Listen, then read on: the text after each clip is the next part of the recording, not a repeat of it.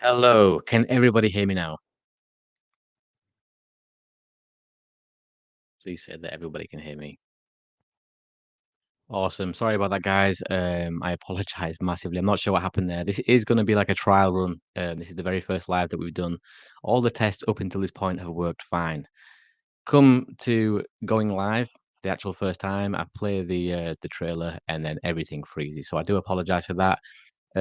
We've got a guest tonight that wants to speak to us about some of his experiences, and this is kind of the format that I'm going to try and run these lives on. If you all remember the great podcast pioneer Art Bell, the way that he formatted his shows, that's kind of how I want to base these lives around. So we are going to be dragging guests in to talk about their experiences, have a chat, even if you've not got an experience and you just want to come and talk to me about some of these interesting things that are happening around the world, then that's perfectly fine. We've got a link in the description of this video. And if you click that, that will bring you into the waiting room in the back. I can add you onto the lives and we can have a conversation. We've got Robert, like I said today, he's in the waiting room now as we speak. So I'll bring Robert on soon. Always interested to see what people have got to say and what their experiences have been. So, Robert, if you can hear me, are you there, mate? Hi there. Yep, I can hear you fine. Yep. Can you hear me okay? Can you hear me?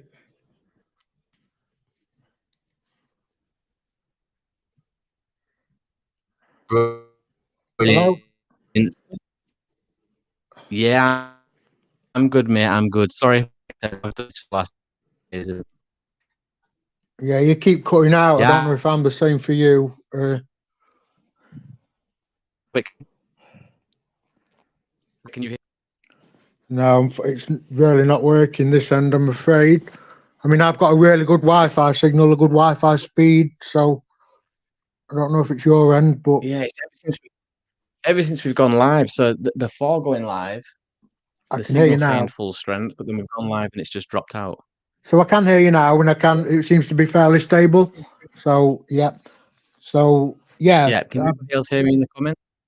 Everyone's saying they can hear me, and you can hear me as well. Okay, Robert? Yeah, I can, yeah. Brilliant. That's perfect. So, Robert, if you want to just bring us in from the start about your experiences, things that you... Yep, so I'm 43 years old, live in the UK, Derbyshire, and I took an interest in these beings. At one time, I never would have thought that they'd have been in the UK. Started following a certain British Bigfoot research channel, became a patron, etc. And there was an account which was actually nearby to where I live, which triggered my interest. Can you still hear me okay? Yeah. Yeah, I can still... Yeah. So what I don't want to do is take up too much of this show because basically, I got put through an ordeal at the hands of these beings, which started when basically I was investigating and putting up slide game cameras, recording them audio wise, chasing them down on my e-bike, photographing the structures in the woods, etc. I got to the point where I knew too much, because it's not hard to figure in the UK, sort of where they might reside, like Matlock, old railway tunnel, old garden centre, the old troglodyte mines. So I sort of figured out a lot in a quick, short space of time, became a real irritant to these beings. I had a bluff charge, which I ignored, low growls thrown at me, which I also ignored. I didn't show them respect, basically. And they turned on me, believe it or not. And my story is fully backed up by a lie detector test, which I paid for to prove my integrity and honesty, because what I went through was like up there with alien abduction. If I was to get into it to the level it went on basically for 7 months of hell. Yeah, whereabouts in the country was this, Robert? Okay, so Derbyshire in the Midlands, not too far from you. Matlock, basically. I got driven out of my home in Matlock where I lived for 8 years. So these beings, as some of you might be aware, some of you might not, have an acclaimed ability to infrasound or stroke, electromagnetically bombard, a person's home. And that's exactly what they was doing to me on a massive scale. So, as I say, tonight, I just want to sort of touch on this harassment, what I went through, but I'd certainly be interested in communicating with Ben and sort of presenting him with my lie detector. I've got gigabytes and gigabytes of audio of these beings and evidence of this infrasound bombardment, even a photograph of one peeping over a wall at me, and a lot of sort of evidence, which I'd certainly be interested in sharing with you. I mean, the lie detector test itself is a Yeah, powerful. no worries. So when you say beings, Robert, are you talking more extraterrestrial or cryptid? No, cryptid, yeah, cryptid. So I first sighted one basically when I placed the recorder down Cromford Canal. I hid it behind a fence post on my e-bikes. I had this really good electric mountain bike. I turned back round and I thought, oh, I best count what post I put it behind. So I turned back round, kicked my torch up, shone it to the right on the garden centre where there's also teepees now in the derelict garden centre. Shone it to the left onto the train line. That's when I seen the body mass of a hair-covered being peeping out at me, then going back in, then coming back out and going back in, a Bigfoot. And it was actually cream coloured. That's what colour it was. So I had it pinned in my torchlight. I didn't feel scared. I didn't feel uneasy. I actually thought I'd been building a bit of a rapport with these characters. I'd recorded them about 8 times now. And I'll just get this in as well. That every time I left a recorder, fair enough, I didn't do it in a special agent sort of manner, but it got found and interacted with, and it picks up all fake owl calling, odd barking, gets handled, the disgruntled, you can tell at times. Loads of sort of evidence is caught on these audio recordings. So that was my first sighting down Comfort Canal, and so it was Yeah, that's basically. amazing. So is this a location that's commonly got reports coming in about cryptids and other Yeah, strange things, so or I've actually got an article myself, which is called Wild Man of the Peak, which is an article from 1905 where a wild man was living in these parts around Bakewell. It jumped out on the women on the golf course twice and Haddon House. And basically, all the village of Bakewell was hunting this wild man. Says the butcher, the baker, and the candlestick maker all had the blunderbusses, or the police was after him, trying to kill this wild man, basically, who scaled the peaks with superhuman speed. They were seeing will-o'-the-wisp lights in the woods. They never caught him. And in addition to that, there's quite a few accounts on the British Bigfoot Research Channel of sightings in the area. I say it was a sighting in the area, an 8-foot like monkey-faced man, and what's Robin Hood Lane, what's Stanwell, what triggered me to place my first audio recorder.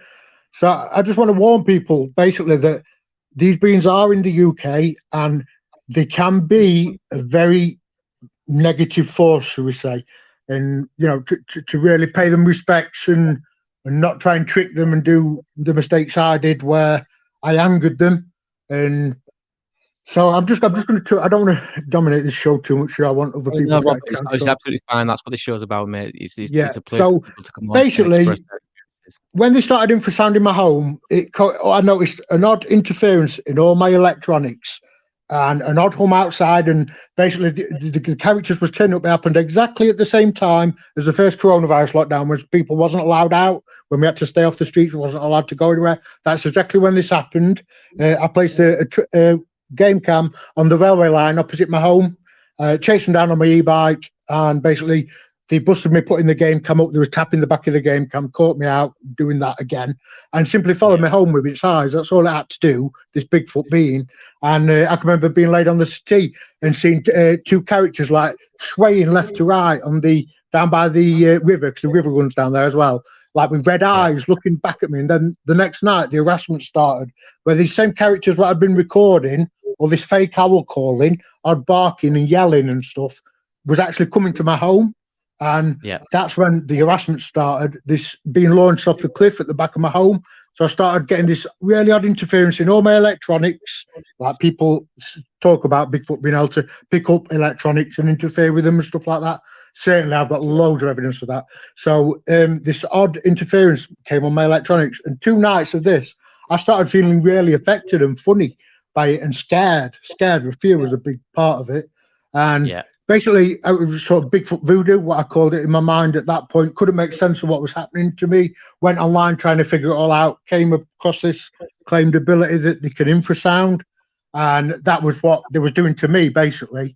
And they did it to such a degree that it actually drove me out of that home where I moved from Matlock. Yeah, so, this is something we hear about a lot. I mean, the infrasound phenomena, animals that we're aware of, like the Bengal tiger, will use certain levels of infrasound. So it's definitely a real aspect of these creatures. Now, would you say these creatures are flesh and blood, or more like an extraterrestrial? So that's what I was just going to touch on. And so they harassed me in Matlock for 3 months and drove me out of my home there. And so things got really personal between me and them, where I was really angry. I was like, I can't come out with the obscenities what I came out with, but I was like, get lost, you scum, spitting. And do you know what I mean? I was really digging deep in that regard because he was getting me all the time with this underhand weapon, this infrasound, making my life hell. And it just felt like they was doing it too much. It was like, just back, leave me alone now. I'd begged them to leave me. I'd asked, I'd pleaded, I'd gifted, I'd done all these things, etc. And so basically, it was after that that I moved to my next home and I got to see the supernatural side of these beings, where I've seen them in the physical twice and I've seen them about 9 times. And my story is backed up by lie detector people. So I'm not somebody who's come on here to talk crap and talk lies. And I'll provide that lie detector to Ben for him to go through, as well as I've got loads of evidence. I'd happily be more than willing to do that. So during this next period, where they harassed me for a further 4 months, I got to see the supernatural side of these beings. And all these are things what people claim, like the portals that they can turn invisible. I've been run up on in the invisible. Basically, the black shadow form I was seeing no end of times. So when people are talking about these things, they're not lying. They're honestly not lying. I've got to witness it. I'd suffered 7 months of harassment, and for the first 3 months, I thought there was totally flesh and blood beings. Till I moved 12 miles away to Chesterfield from Matlock, and all of a sudden because I was tagged. Whenever I was in Matlock, I'd try and escape them, and they'd turn up and they'd blast me with infrasound. I've had that happen before. Physically like blast me with like an aeroplane engine frequency. So that, and then they'd be getting me at my home all the time, of course. And so then it was when I moved to Chesterfield, and I'd been warned, actually, funnily enough, by a friend of the BBR channel, saying not to kick the stick structures down, which I joked in an email, because they might follow me to my next home. I didn't give it any consideration. I was like, follow me to my next home, just read it and carried on. But that's exactly what happened. Tagged. People talk about a tagging phenomenon, and they sort of heightened my frequency with this infrasound, and they got me tagged, where they turned up at my next home, basically. Again, all this is backed up by a lie detector, because what I went through was crazy. A TP appeared in the trees opposite me, and this infrasound started up again, and they made my life hell there.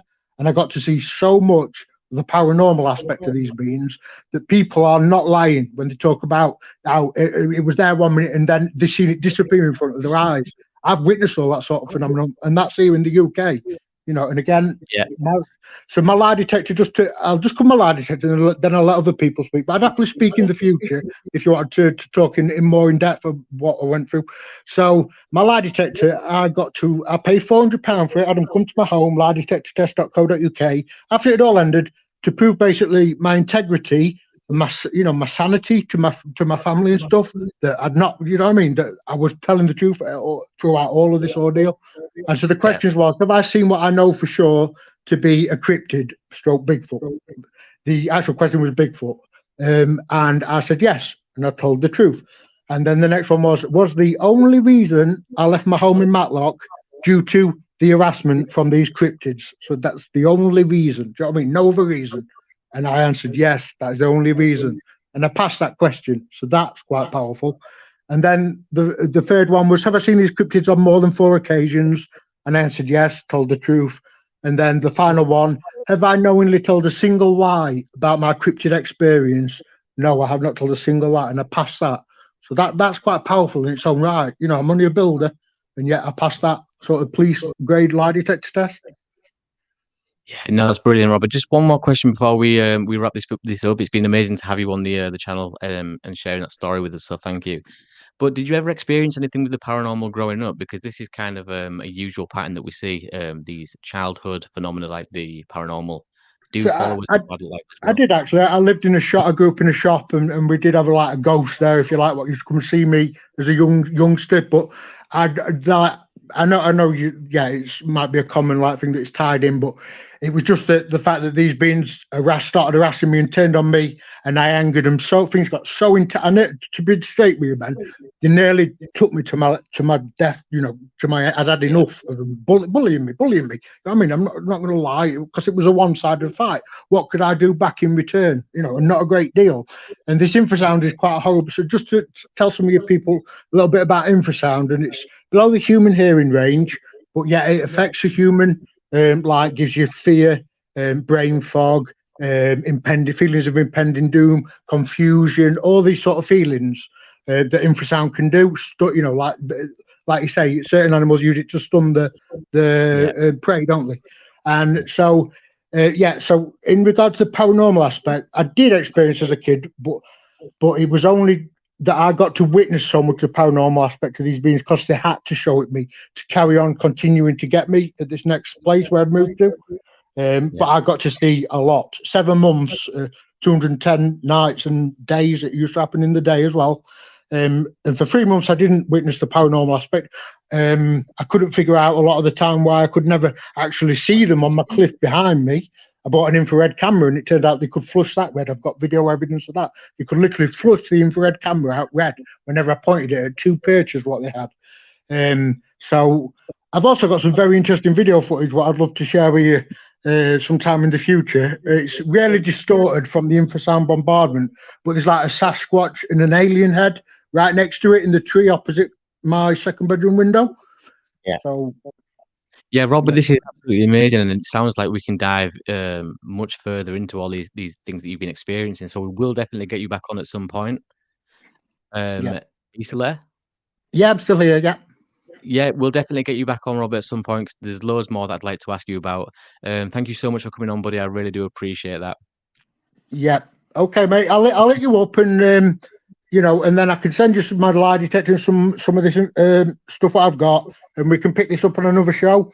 So we literally just scratched the surface of it. Okay, buddy. Absolutely. Thank you so much for coming on, buddy. You take it easy. Thank you. Okay, bye. Okay, guys, so that was obviously really, really interesting there from Robert. He had some amazing stories to tell us, and it seems like he's been through hell and back with these creatures and some of the things that he's been experiencing.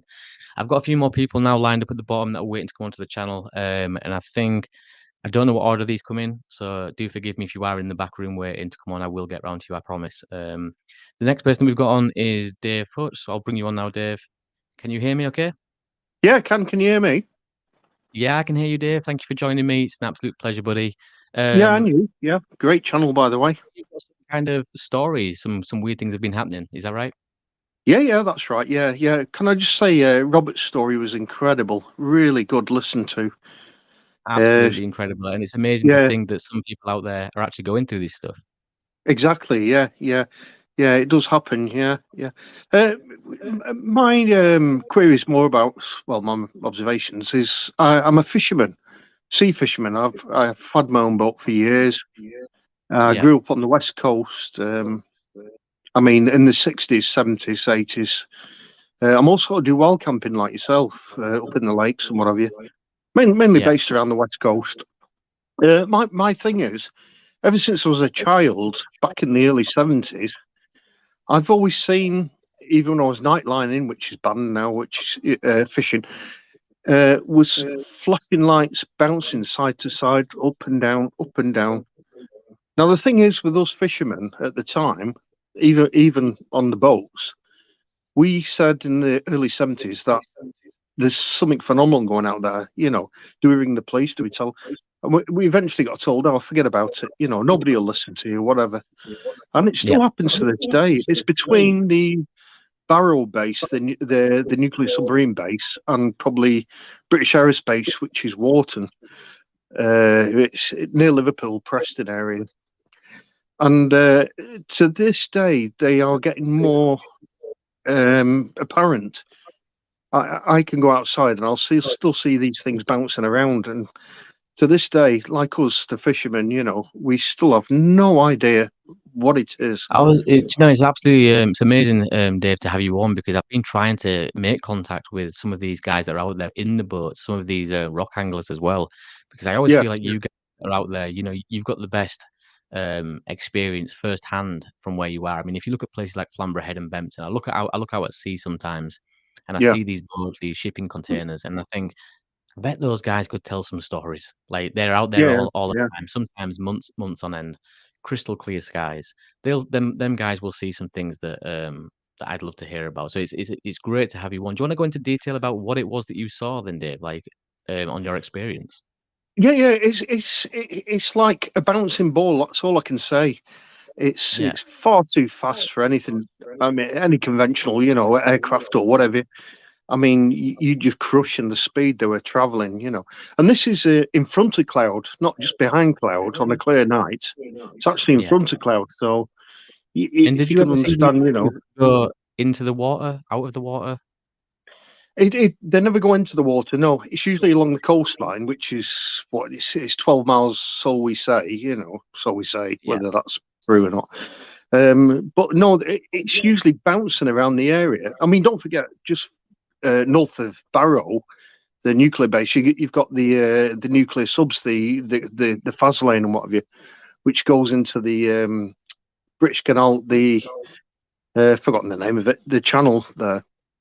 So every time, say there's a submarine launched or what have you, I mean, if you follow marine tracking, you'll know that there's certain boats out there, yeah, military boats or naval boats or whatever, you know, that these things will start bouncing again from side to side, and they are so fast you just cannot record them, you know. that's And like I say, must this be is a going back from the 70s, you know, and I've been a sea fisherman all of my life, you know, and we still cannot explain. We don't even bother telling people anymore, you know, what we're seeing out there. I said It's the same absolutely thing. amazing. Yeah, Sorry, sorry. I was just gonna say, David. I know you say you don't like telling people anymore, but I'm really pleased that you have, and I'm yeah, really pleased that you've come on to share this story because more people need to know about this stuff. I mean, I think a lot of the time when we try to open up and talk about these experiences, instantly people think that we're crazy. But you've got people out exactly. that are hard working people, like you said, fishermen, rock anglers. They're all just trying to make a living. They've got no reason to lie about these things, and yet here you are Yeah, seeing some you can't explain. It's absolutely amazing. So thank you, Dave, for coming on. And again, like I said to Robert, I will get you back on again at some point, mate. So please do join the lives in future and keep no in touch as problem. well. Great channel. Thank you so much, Dave. I really appreciate it. Thank You take you. it easy. Cheers. Bye. Again, guys, another credible source that was Dave there, fisherman, and he was talking about how these things have been seen from the 70s and stuff. So this isn't like, we've just made this up to create this channel and to get the likes and subscribers in. It's nothing to do with that. This is real life stuff that's happening. People that are having these experiences, real life people, not just your sci-fi buffs and geeks alike. This is happening to real people, and as we heard with Robert in the first incident, it's affecting people's lives as well. So it's great that I've been able to do this through the power of the internet and give you guys a platform where you can safely come and talk about these things with no ridicule. So I'm just going to bring on Swerve. Can't say that word. I'm going to butcher that. So Swerve, I'll just call you Swerve. I'll bring you on now. Hey, buddy, can you hear me okay? How are you doing, mate? Are you good? Yeah, I'm really good. Thank you for joining me. That's great. Yeah, you've got a really good show going, Ben. Really good. Really good subject matter. Really enjoying your channel, I really bro. appreciate that. I really appreciate it. So have you had some strange experiences as well then, or? Well, yeah, ever since I was a kid, really. Very varied. Yeah. More Very paranormal, or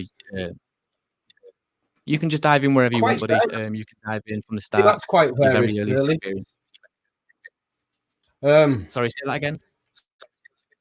yeah, varied in all respects. And Yeah. as I've become more interested in things over the years, they've become more prevalent in my life. Things become more noticeable. You see patterns in things, and you realise that it's a much bigger universe than you initially. Absolutely. And there are a lot of things out there what are undiscovered. There's even uncharted lands that ships and aircraft, whether it's commercial or military, have to circumnavigate on their paths. Yeah. There's places where people haven't really explored properly yet, including the sea, obviously. Yeah. Yeah, it's what I wanted to cover with you tonight is some of your not most recent videos, but I've seen that you've spent a little bit of time in Howard Dale and That's right. also Bempton Cliffs, and the very fascinating areas. If you take scientific equipment out there, like certain apparatus, you'll see the geomagnetism is quite different. So when you see and hear about reports of aircraft just going out of control and trying to dive into the sea by themselves on autopilot and stuff like that, I think it's something to do with something that's known as geomagnetic stress in those areas. Yeah. And that's because of certain things what have happened or are happening at the time around those places. But Yeah, back absolutely. to Howard Dale. I agree. I mean, sorry. No, it's okay. We seem to have some kind of delay. It's fine. You just keep talking, buddy. That's absolutely fine. The Bempton Cliffs thing, I can talk quite in depth on that at another time. Same as a Howard Dale and what's the other place in that area? I always forget where Go Ape is.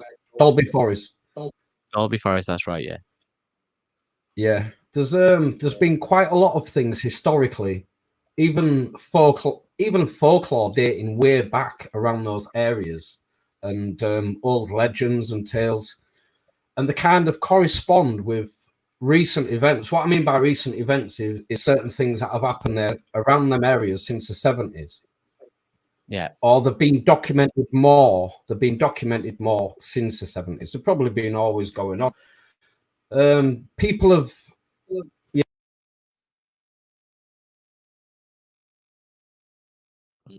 Swerve, are you there? Yeah, we seem to have lost Swerve. If Swerve, can you hear me? Okay, I'll just pass this over to my brother who's working in the background with all the admin and stuff. Guys, if he comes back on, please bring him back into the show. For now, I'm going to bring on another guest called I Talk Cryptids. So here we go. Hello, can you hear me, Ben? Hello. Yeah, I can hear you, buddy. I can hear you. Sound. So I'm on here. I want to talk about an encounter I had back in 2019, early December. Yeah, please do. Please do. So Right, was this a cryptid or a UFO just before we start our paranormal or? This was I believe it to be a cryptid, but it could also be extraterrestrial as well. Yeah. Just because it was reptilian. So yeah, back in 2019. Right, so back in 2019, it was me and my friends, and one of my mates said he knew a spot that was like hidden away, and so we all agreed to go there because it was over. Because obviously December, there's loads of kids playing in the snow and stuff on fields. So we went there with intentions to build a bushcraft shelter and go to for the rest of the half term. And so when we got there, I thought it looked really cool, like those rivers and stuff. And so there was this barbed wire gate in front of it, so we got over that. And I started recording, just in case anything did happen. My friends, we got up in the forest, like maybe 5-minute walk upwards. And then that's when one of my friends pointed out he saw movement in front of us. And so we all kind of like focused at that spot. And obviously I was recording, and we saw what looks very similar to the dinosaurs in Jurassic Park for raptors. Yeah, and it looked very similar to that, like almost identical, and it was running, I wouldn't say away from us, but to our left. And since I was recording, I got it on camera. What kind of color was this creature? Did this have any kind of form, any scales, any fur, any? I couldn't see because it was quite a distance, but I'd say it was maybe like a darkish green, or maybe a brown. And what kind of feelings did at the time? Obviously, I'm assuming that you was you more intrigued, or was you more scared at this point of what you were seeing? Yeah, we were all terrified. Like we all screamed, like we didn't know what it was at first until we looked back at my phone, video we took. So as soon as we saw this thing, I made sure to put my camera towards the direction hoping I would get a glimpse of it on my camera. And we kind of just like, we ran all the way back, terrified, because we didn't want to get any closer. We didn't want to stay much longer. Yeah. So we ran, we climbed over the gate, and we just went back home. And so when we looked over back at my camera, that's when we saw that it was this dinosaur type creature. Like it had like the kind of like two hands, it had the tail and everything. And so we were all kind of intrigued. But I don't have a photo anymore since I've changed phones, and my friend has it, so I'm wanting him to send it to me if he still does. But yeah, it was very intriguing when we did see it. Yeah, dude, honestly, that sounds amazing. And like, I've always said that these extraterrestrials, if that's what they are, you say dinosaur, and some people might think, well, that's crazy. But I mean, we're talking about Bigfoot, like these bipedal, upright, hairy creatures at 7 foot plus. You know what I mean? We're talking about grey Yeah. aliens with big black wraparound eyes.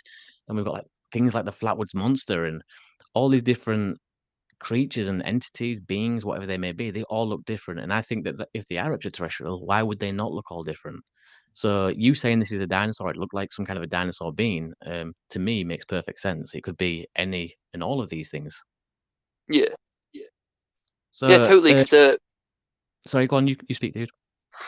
yeah, because obviously, as people, we all look different, so it wouldn't be that out of thought that these beings, whatever they are, do look different as us as humans do. Yeah. Do you think there's any reason that it should have been in that woods? Is there anything close by? Because the reason I'm asking that is usually there's military bases around. Like a military base is normally a key indicator of high reports of strangeness. So is there anything like that in that area? No, I mean, because the thing it is, doesn't have to be, but the thing is, it's in a very small village. It's mostly full of elderly people, so you wouldn't suspect any kind of strange phenomenon to happen there. that's something But that I the hear about. thing, That's something I hear a lot, you know, like speaking to people over the years. In fact, on one of my previous videos with Mark Fennell, he had an experience growing up as well. And one of the things that he said to me was you wouldn't expect phenomena to be there. And it's the same with some of these places that I go. You can take people to these places and they're really scenic and beautiful. And unless you mention some of the strange reports that are going on there, you'd never suspect that. And so that is something that I hear a lot of people say all the time is you just wouldn't suspect it, like where this is happening, but it is. oh yeah, definitely. The thing is, you bring up military bases. We didn't go further on, obviously, but it was like fully like boarded off. Yeah. And it said like don't go in, which kind of like intrigued us a bit more. Yeah, But absolutely. it said like we weren't allowed, no one was allowed to go in. Yeah, and you did, and you saw something, and that's the weird thing is Yeah. that the signs around saying don't go in, you went in, and you saw something. I guess it's like me with my experience growing up. You know, we was told to stand at the side of the road and take a quick pee before we set back off on Yeah. our way again. And I kind of broke the rules a little bit, went up the embankment, and that's when I saw what I saw. So I've always said it's chance encounters. You know, it's about breaking the rules, doing something out of character. Like if you get in the car and you drive to point A from point A, sorry, to point B, and you do that every day, taking the same route at the same time, very rarely are you going to see something that's changed. But if you one day wake up and say, actually, I'm going to take this back country lane, you might see Yeah. something, and that's how it always goes. It's always the spare of the moment. Chance encounters. You always hear it time and time again. Oh, I had this chance encounter. So anyway, thank you so much for coming on, and that story is amazing. I'd like to hear Thank more, you. and I will get you back on, buddy. We've spoke a few times, I believe, aren't we, on YouTube? Yeah. We have, and I love it because I think that you are probably one of my younger age range on the channel. It's amazing to see that young people as well are opening their minds and taking an interest in this stuff. It's not just all us elderly people with too much time in our hands. Young people like yourself Yeah. are getting involved. So I really do appreciate that. You take it easy, buddy. Look after You yourself. too. Speak soon. Okay, I think we might have Swerve ready to come back on. We lost Swerve earlier on. He was halfway through his story about his experiences that he'd seen on the coastline there. So we're going to bring Swerve back in. Swerve, are you there now? Can you hear me? Hello, Swerve. Can you hear me? Okay, so we can't seem to bring Swerve back. What I will do is I'll go to some questions from the live chat. So I'm just going to switch over to the comment section. And Gaz, if you can hear me, if you want to start bringing up some questions from people, and I will start answering. But thank you for everyone for being here tonight. It's an absolute pleasure. As I always say, you guys know that I really do appreciate this. I'm not just here for the numbers. I'm not just here to, have everybody listen to my voice. That's not what it's about. It's about you guys and having a platform that's safe enough to come on and share some of your experiences without the fear of ridicule. So it looks like Swerve's disappeared now, so we'll remove Swerve. Questions. Has anyone caught Bigfoot on camera in the UK? Has anyone caught? Yeah, there has. There has been some people. It's debatable as to whether it was Bigfoot or not. As with all, paranormal footage, whether it be photos or videos, there's always going to be two sides of that. There's going to be people that genuinely believe it and people that think it's a fake. But there has been things that have appeared in the newspapers here, definitely. Bigfoot sightings. We've had claw marks on trees. We've had footprints and casts taken. So yeah, there's a whole range of things that have been photographed and documented here in the UK. So the next question is from Louise P. I can't understand why the government are so secretive about UFOs. If they were going to harm us, they would have done that by now if they exist. This is true. This is very, very true. Like UFOs is not a new phenomenon. It's been around for many, many years. Our ancestors drew pictures on cave walls of these things. Some of the elderly tribes, they spoke about this, and it's been passed throughout their history and culture for many, many years. Yet we're all still here to talk about it. None of us have been killed, and as far as I'm aware, nobody's ever been killed through the effects of a UFO. Now, people have been harmed, and this is something that's new to me. I spoke to a guy called Steve Merrer. A few of you here might know Steve Merrer. Very, very educated guy, really knowledgeable on the subject of UFOs, extraterrestrials. And he's told me during an interview that some of these craft do harm people. It's not all fun and games getting out there and looking for these things sometimes, and you've got to be careful what you wish for because they're not always these light beings that people like to think. The next question is from David Hunn. Is this going to be a regular show? Ben, I really hope so. I mean, that's dependent on you guys, whether you like to see more of these kind of things. And if you do, if the interest is there, then absolutely, I'll be able to fit these in between the regular upload of me getting out there and exploring. So hopefully you guys are enjoying this. And if you are, then yes, Dave, this will be a regular thing. Daniel Godwin, I'm loving the format of this live, Ben. A very interesting first account from Robert there.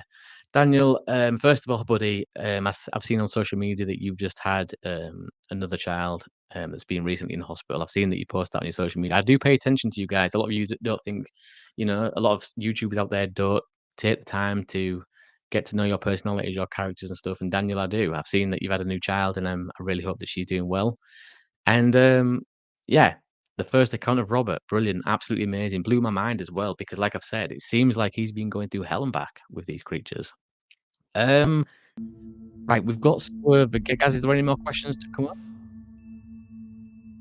No more questions, then we'll try and bring Swerve back. He's just appeared again down in the. Hello, Swerve. Can you hear me? Yeah, I can hear you, bro. Can you hear me? Yeah, I can hear you now. I can hear you. Oh, that's epic. I don't know what happened there. I don't know what happened there. I had to change microphones, and I've had to go onto a different laptop. Yeah, no worries. We've got you back. Yeah. That's the main thing. Is that your play music in the background? It is, dude. It is. It's me. Don't you worry. Yeah, it's. No, I was thinking it's a little bit loud. It's right. It's very loud at this side. I'm not sure what's like for the other guys in chat. Yep, no worries. We've killed that now anyway, so that's fine. Thanks for letting us know about that. It's just a test run. Yeah, it just creates. Yeah, it creates a lot of delay on your channel with StreamYard. I use StreamYard quite a lot, and it's not the fastest of.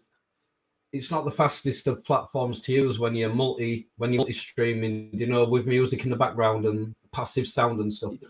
Anyway, yeah, no worries. I'm really sorry about my mic cutting off. Like I said, I don't know what happened there. The Howard Dale thing, the wild camping at Howard Dale is something. I'll refer to one story. There's hardly anything online about it. Right, there was some guys camping in Howard Dale. And there was a farmer who used to walk his dog every morning at a certain time. Every morning, he used to walk his dog.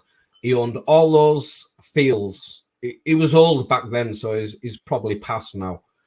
But He owned all those fields, so he knew everything. He knew the outline of his land without having to even look. You know, everything had been same for decades. So, but he used to let people camp on his land, and as long as they never left litter, as long as they always leave it how they found it and respected the area, they were okay to camp there for free, as long as they were respectful.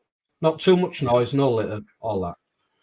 So this has been happening for years. One year, right, there was a group of campers. There was at least 3 tents and at least 12 people camping in this field. And they'd been noticed by quite a few people because it was like the height of the season. There was a lot of ramblers, foragers, stuff like that. So there was people to account for that at the time. And they'd seen these people, they'd interacted with them and everything. Anyway, this farmer guy wakes up one morning, and have you heard of this before, Ben? Do you know where I'm going with this? No, I've never heard of this, and even if I did, I'd let you carry on because I'm sure there's people that need to hear this in the chat. So, yeah, I've never heard this, though, dude. You carry on. Well, the elderly farmer gentleman walking his dog, as he did for years, notices that there's clothes and items, and the tents are ripped to shreds, right? But these clothes and items, as it gets closer, they actually look like body parts. And it gets closer, and they really do look like body parts. It's like an arm in a sleeve and stuff like that. It's a horrific scene. Yeah. So he rushes back home and he rings the police. The police turn up, and within half an hour, the whole area is cordoned off, and then loads of strange like cars start turning up. You have like your 4x4 Land Rover Defenders with blacked out windows turning up and stuff like that. They cordon off the whole area, make it so-called, as they call it, sterile, whatever that's meant to mean in that situation. And then they I'll cut the story short. I will go into this if I'm welcome to come on a later live. I will go into this story more. You're more than welcome. I want the guests that have been on tonight to make a reappearance. I want new people to come and make an appearance as well. It's all about trying to build the community and stuff. It's a big old world, isn't it? So you'll have people from America wanting to dial in and share the experiences and anecdotes with you as well. So yeah, it's worldwide on YouTube. It's a good platform if it's used properly. So I've got to ask you, Swerve, do you get out and do much investigating yourself in these areas then, or are you just like the wild camping scene? I do, but I don't know. I find myself mooching. I find myself with a wanderlust. And I walk a lot further than I should on my own. And I do. I'm interested in a lot of things. I used to be a partner at the BPS, the British Paranormal Society, and I was one of the 3 partners. And I entered that as a skeptic, and I left it in a hurry as a respectful believer in something that I have no comprehension of. That's brilliant.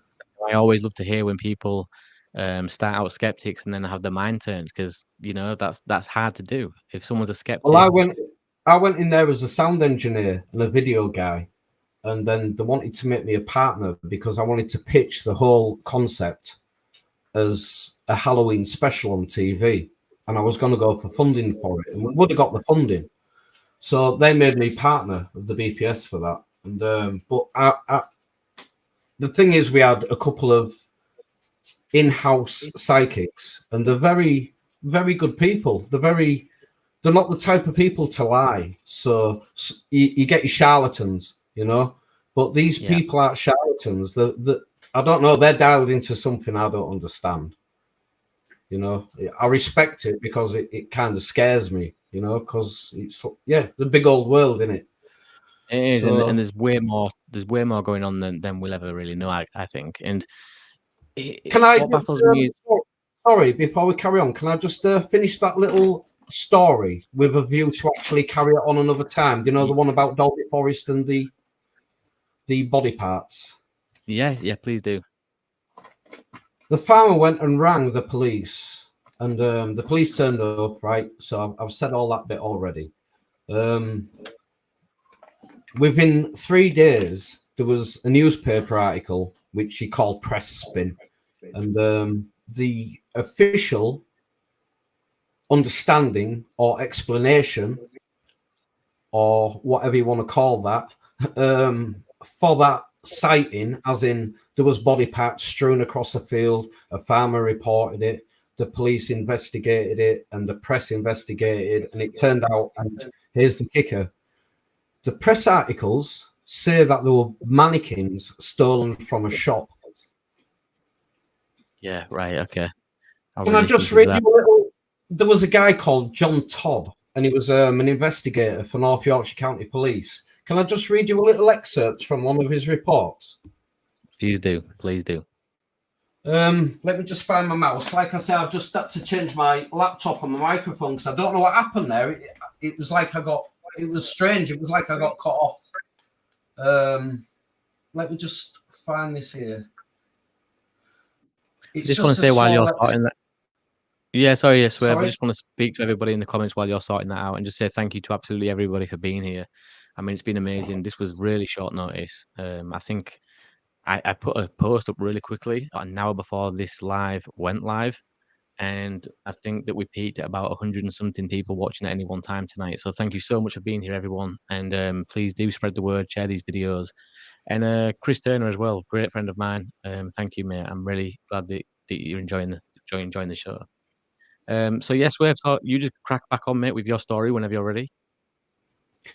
There was a researcher, a ufologist researcher years ago called Tony Todd.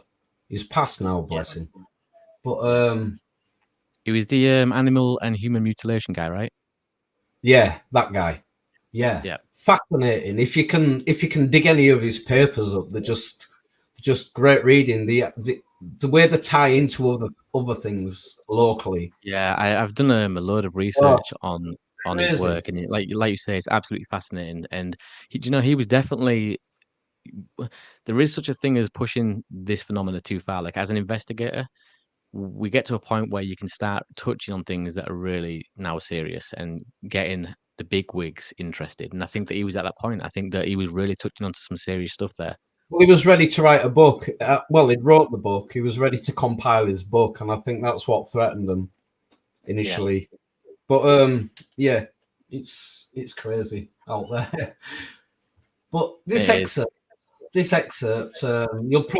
you may be familiar. Well, no, I'm sure you're not familiar with this because you wouldn't have gone into Dolby Forest on your own, bro, and camped there.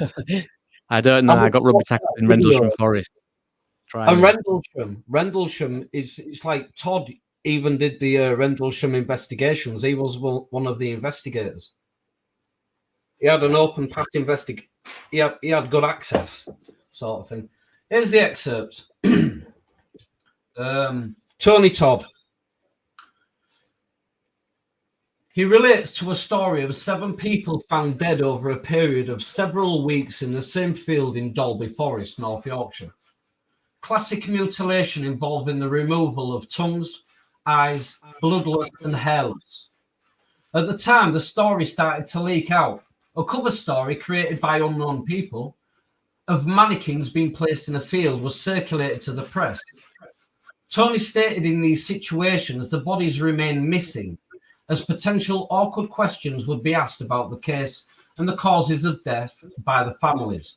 Indeed. Todd goes on to relate in 1997 that one of his contacts witnessed the removal of a body with a hearse nearby and an official car with a blue light on the inside of the windscreen. Dodd feels it would have been a Ministry of Defence vehicle, but there were no markings on it. One of Dodd's friends was a friend of the undertaker involved in these retrievals. Note the word retrieval. Why? He approached the undertaker, who flatly refused to talk about it. His friend lately approached another undertaker from the area who said he is unable to talk about it due to him having to sign the Official Secrets Act. The Undertaker said there have been more than several retrievals. 7, quote unquote, is only the tip of the iceberg. Interestingly, Dodd goes on to relate that in February 1997, in the same forest, the dead bodies of 7 rabbits, 1 fox, 1 badger, and 1 sheep, and 1 deer were discovered in an area no bigger than the average family sitting room. They each had a hole in their head, their rectum, cord, and squared patches of their skin neatly removed. Bloodless, as though they went in between like the capillaries of the blood vessels, sort of thing. And there's not much stuff online. You have to really dig for what this guy was actually telling people about. Right. And just listen to that description of what was found and what he was investigating at them times it's horrific. Like, but before we go to Swerve, what I'm gonna ask you one last question. What do you think was causing this? Do you think that was more ritualistic, or do you think that was more extraterrestrial? What do you think?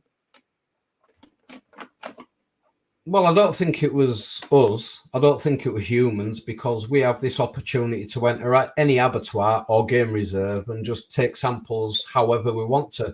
These things can be bred for these purposes, like they are, same as stem cell research and everything. So it's not a clandestine government motive to go into these places and core out a deer, because we can do this in a lab. So who is it? It's not bored billionaires they've tried everything on the list, and it's like, oh, let's go and try and core out a deer. It's I think there's a lot more to that, and I think it runs into some of the other subjects that you've covered in some of your videos on your channel, like the cryptids and other subjects like that. There was an article what got buried years ago. It showed there was a laboratory in France, and there was a police raid on it. And these police officers had certain things in handcuffs with duvet covers over their head. And you couldn't see what they were, but you could see the feet. They were hairy. They had hairy feet and weird toenails. There used to be a website years ago called Prison Planet. I've not heard of it. I'm not sure if it still exists, and there's a couple more. And they were featured on there. They're actually, these pictures got, a little bit of footage got featured on there, but they got buried. They got taken down and buried, sort of thing.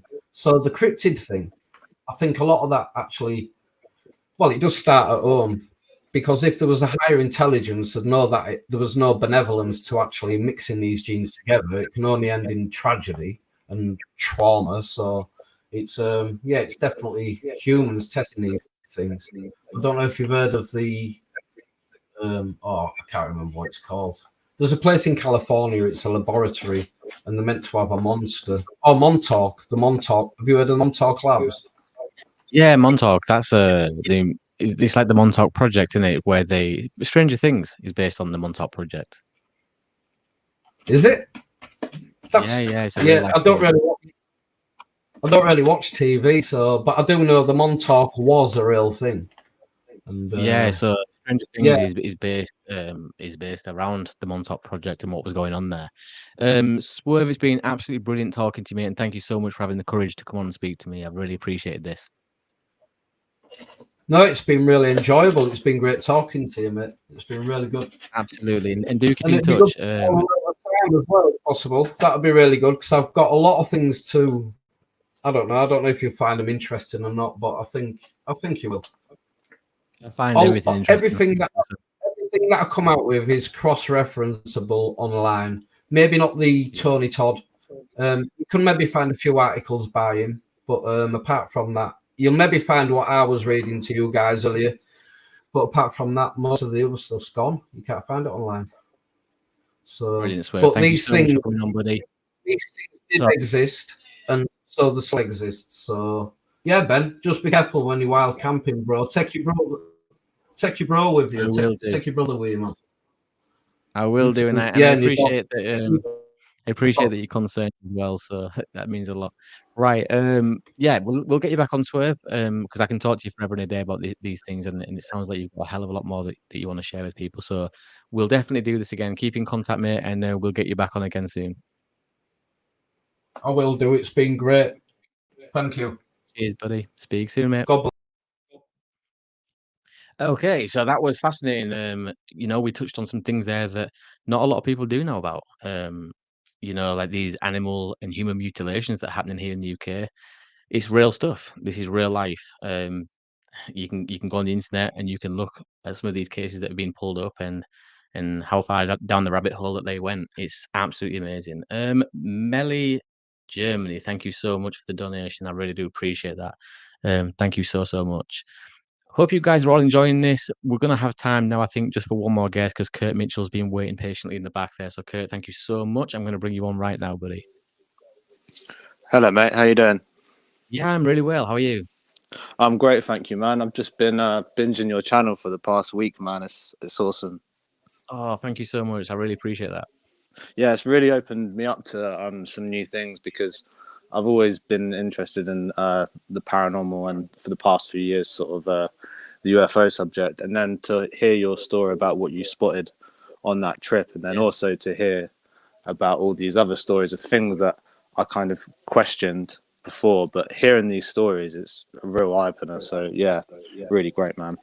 That's good because that means that when I first started this channel, that was the aim. It was a case of I don't care if anyone believes me. I've had my experience, and I now know that these things do exist, and I'm sure there's many others out there like myself as well. So when I first started out, it was just a place for me to speak to like-minded people. You'll often hear me at the start of my video saying, thank you for joining me, like-minded people, etc.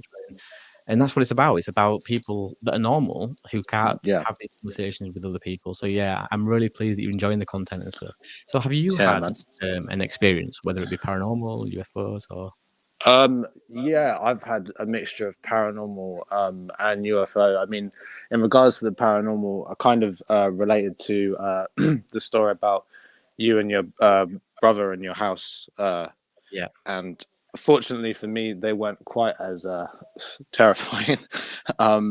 But this house is my house has kind of become like a magnet for it. But luckily, it's all sort of people that we're aware should be here, like family members, friends that have sort of died and passed on, because they kind of make it quite obvious. The one I will touch on though is more UFO based, and it was in my garden one night. This is how it all started, really. And I was aware of satellites and stuff, but one night I just saw this object just sort of hovering and then blinking out and then making weird sort of movements and stuff like that. And one night I decided to do some more research, and I think you may have touched on it before, CE5. Yeah, that's right. That's the Stephen Greer stuff, right? The CE5 meditation. Yeah, that's right. And kind of kept an open mind and sort of did some of the meditations, which were hard to get your head around at first. But I sort of started doing it, and I wasn't really getting anything until I saw these big flashes in the night sky. I guarantee you, on one of your trips, you're going to see these flashes. Yeah. And they're not shooting stars. They're very it's almost like a satellite is moving, but you can tell it's not a satellite. And then it does these big blinks of white flashes at you, which are they stand out. And anyway, I was getting some of these, and one night I did the meditation, and it was just so active, and I could feel it in the air. Everything felt something, not that it was a sinister, but it was more, something's going on here. And these flashes just continue to happen. And then I woke up I went back to sleep and woke up about sort of 2:00 in the morning, and my friend was on the phone. He called. I gave him a call to sort of tell him about what had happened. And as I'm on the phone to him, I see this massive flash, and this object is it just looks like a massive golden star that's above sort of my house, really. And then as I'm talking to him and explaining to him what I'm seeing, I start to hear a noise in my kitchen right next to me, and there's no one else in the house, and it's loud. It's like someone's going through and just picking up random stuff and looking at it. And then I heard two people talking in a language that I've never ever heard in my life. And this was inside your kitchen? This was inside my kitchen, yeah. And whilst I was on the phone, bearing in mind the connection has been crystal clear all the time I've been on the phone, as I'm hearing this, his voice is going crackly, and the phone is making some weird noises. And yeah, and then I kind of left and just went into my room, and then it kind of spiraled out of control from there, and this was in the first lockdown of 2020, and the next week after that, I began to, in my room, I've got like a decking which has a glass double doors, and for about 4 or 5 nights, I was convinced I was hearing little knocks on my window, and it would wake me up at night. And I kind of went out to my mum, called my brother, spoke to my mates about it, and of course they were like, you were right. They were a bit concerned, as people would be. Some people are a bit like, yeah, what's going on with you?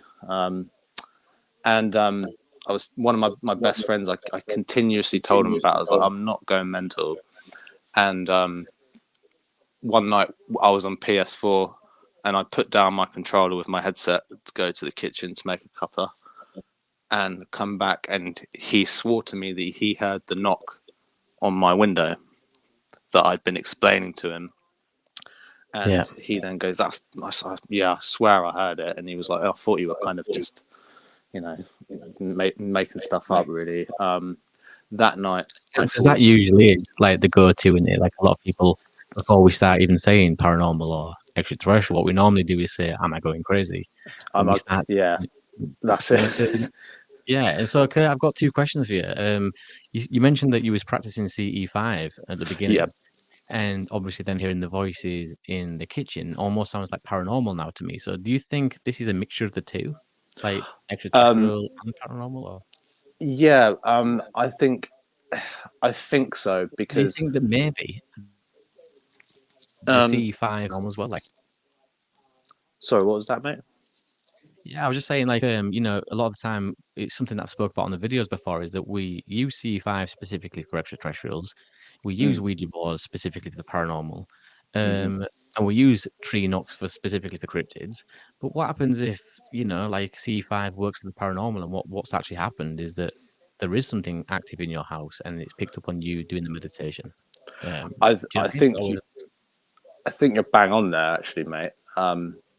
Because I've seen in one of Stephen Greer's photos, and there's a story behind it of one of the meditations. As far as I'm aware, back in the day, 6 people on his team were all at the same time, including him, diagnosed with one of the rarest forms of cancer ever detected, and all 5 of them died. Of that, you know what I mean? Yeah, I mean, was there any history, like ancient history regarding your house? Is it built on any kind of ancient land, or anyone dying?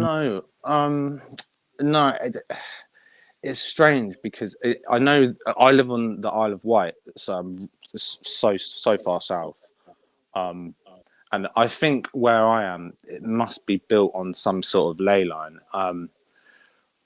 But what you were saying about, is it both? It certainly is, because that night I was hearing these knocks, and this is where it goes pretty crazy for me, is that the knocks that I heard, I went to bed that night and I got woken up by the knocks.